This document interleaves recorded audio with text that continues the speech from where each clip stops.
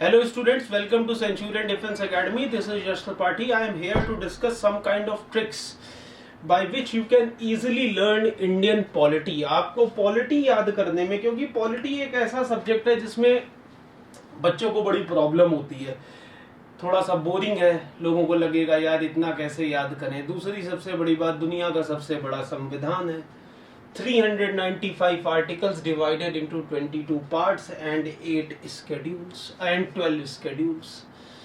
तो इतना बड़ा पार्ट और इतना बड़ा संविधान को याद कैसे किया जाए आखिरकार।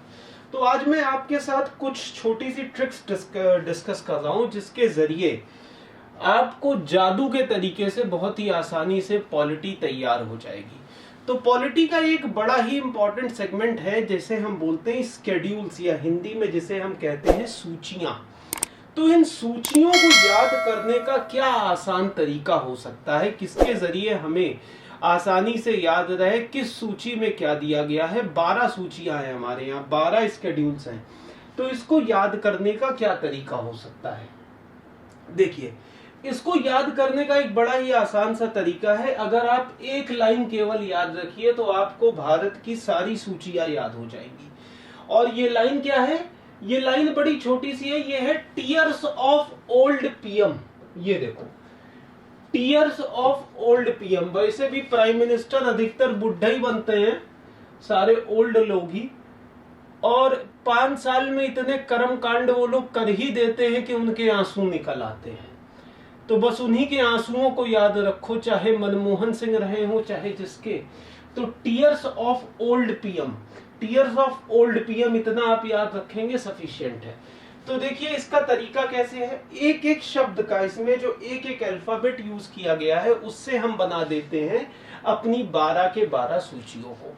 जैसे कि यहां पर टी का मतलब हो गया टेरिटरीज। भैया हमारे देश की जितनी भी सूची नंबर 1 में क्या दिया गया है कि देश कितना बड़ा है, कहां से कहां तक फैला हुआ है, उसमें कितने राज्य आते हैं, कितने केंद्र शासित राज्य आते हैं। तो ये हो गया आपका टेरिटरीज।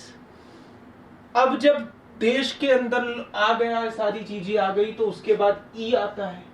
ई का मतलब हुआ इमोल्यूमेंट्स, मतलब लोगों को क्या तनख्वाह दी जाती है, क्या सैलरी दी जाती है सरकारी विभाग में जो लोग काम करते हैं। तो ये स्केड्यूल नंबर 2 हो गया जो इमोल्यूमेंट्स की बात करता है। तीसरा नंबर है ए, मतलब अफर्मेशन, जो कि स्केड्यूल नंबर 3 में दे रखा हुआ है। चौथा नंबर है आर। आर का मतलब हो गया राज्यसभा।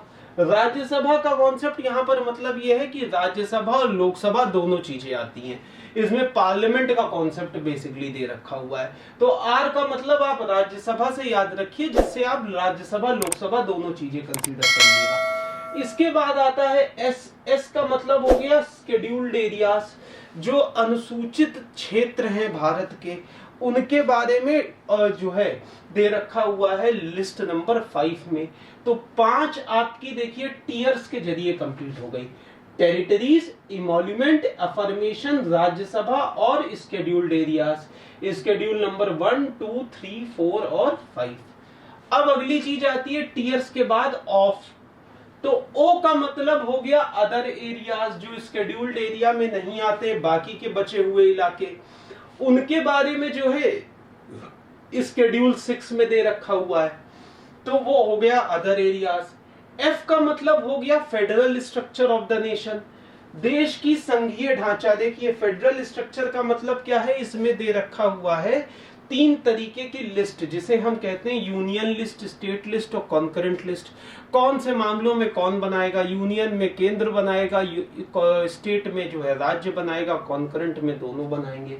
तो एफ जो है फेडरल स्ट्रक्चर, ये 7वीं सूची की बात करता है। ओ का मतलब हो गया ऑफिशियल लैंग्वेजेस, हमारे देश की ऑफिशियल लैंग्वेजेस, जो कि सूची नंबर 8 में दे रखा हुआ है। भारत की कितनी राजभाषाएं हैं, ठीक है।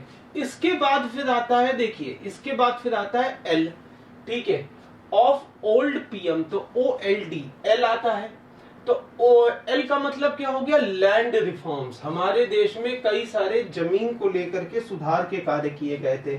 ये जो है भारत में 1951 में ऐड किया गया, तो ये दिया गया है 9th शेड्यूल में। उसके बाद आता है defection laws, anti defection law, जिसे हम दल बदल कानून भी कहते हैं। यहाँ पर बस एक दो चीजें और याद रखना, ये 1951 में ऐड किए गए सबसे पहले। उसके बाद आता है defection laws, anti defection laws मतलब दल बदल कानून। आप जो है अपनी पार्टी छोड़ करके नहीं जा सकते इतनी आसानी से। तो ये जो एंटी डिफेक्शन लॉज है ये 1985 में ऐड किए गए, 1985 में, ठीक है। उसके बाद फिर अगला आता है, तो हो गया क्या, टीयर्स ऑफ ओल्ड। अब पीएम साहब को भी ले आओ।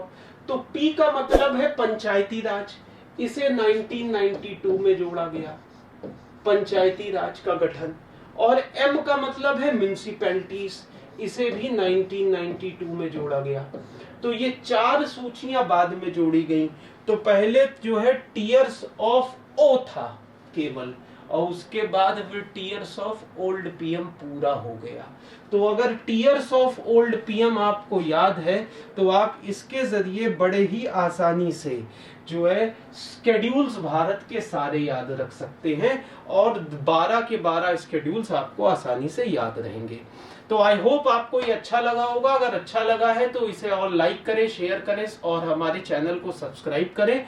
और इसी तरीके के ना जाने कितनी शॉर्ट ट्रिक्स जानने के लिए, जिनके जरिए आपके लिए डिफेंस प्रिपरेशन बहुत ही केक वॉक हो जाएगा, बहुत ही आसान साबित होगा। तो ऐसी चीजों के लिए जल्द से जल्द सेंचुरियन एकेडमी को ज्वाइन करें। थैंक यू, जय हिंद। फ्रेंड्स, मेरा नाम सागर चहार है। मेरा नाम आयुष शुक्ला है। मेरा नाम रवि प्रकाश यादव है। My name is Vikrant Sahu. As you all know, I got recommendation from FSB Gandhinagar. हाल ही में मैंने इलाहाबाद के 11 SSB बोर्ड से इंडियन आर्मी में रिकमेंडेशन प्राप्त की है। I got recommended for NDA 145 course And I got recommended From 11 SSB Allahabad. I got recommended in Navy 10+2 BTech entry। आप भी बन सकते हैं हिस्सा भारत के रक्षा क्षेत्र में हमारी ऐतिहासिक कामयाबी की दास्तां का। क्या आप भी बनना चाहते हैं अधिकारी भारतीय सेना में? अगर हाँ, आज ही ज्वाइन करें सेंचुरियन डिफेंस एकेडमी और ले individual and personalised guidance India के एलाइट SSB पैनल से।